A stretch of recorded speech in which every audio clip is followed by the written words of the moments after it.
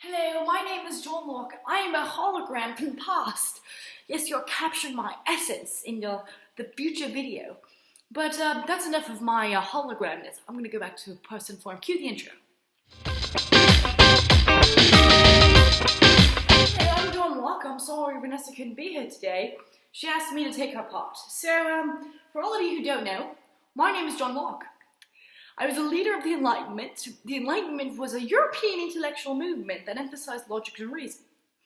It occurred between the 17th and 18th century and was heavily influenced from philosophers during that time period. Some of these philosophers were Descartes, me, Newton, Voltaire, Rousseau, and Adam Smith, an economist, so I don't really consider him a philosopher. In addition to that, I was an English philosopher.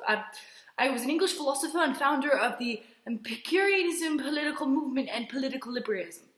I wrote many books and papers arguing that people have natural rights that must be protected by the government, and that all knowledge is derived from sensory experience. One of my most famous concepts was the idea of the Tabula Rasa.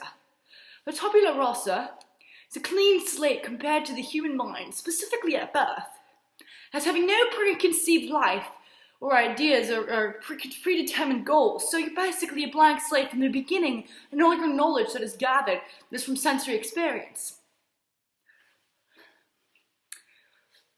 Most of the time, my friends and I would gather and meet in salons and talk about our brilliant ideas.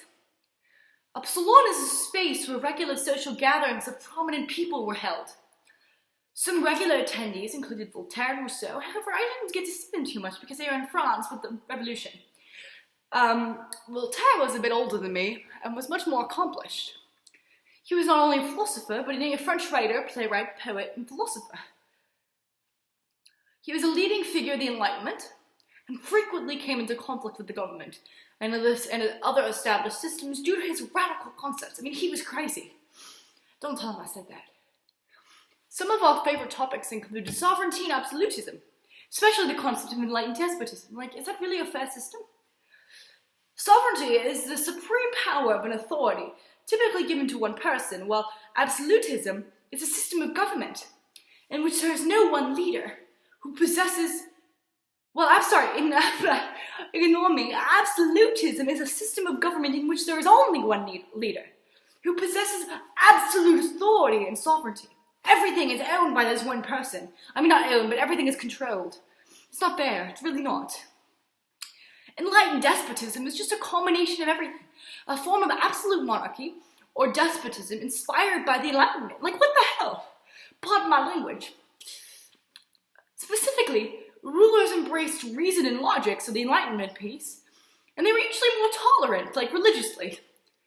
They were tolerant of giving rights, especially speech, freedom of speech, freedom of the press, and the right to hold private property. A great example of this is Catherine the Great. She was an interesting person. I won't say that to her face, but, you know. She was the Empress of Russia, and became so after her husband, Peter III, was assassinated. She formed alliances with Prussia, Austria, and made great territorial advances. Now, I hope I wasn't too boring for you all, but I have some more papers to write, and I must be going.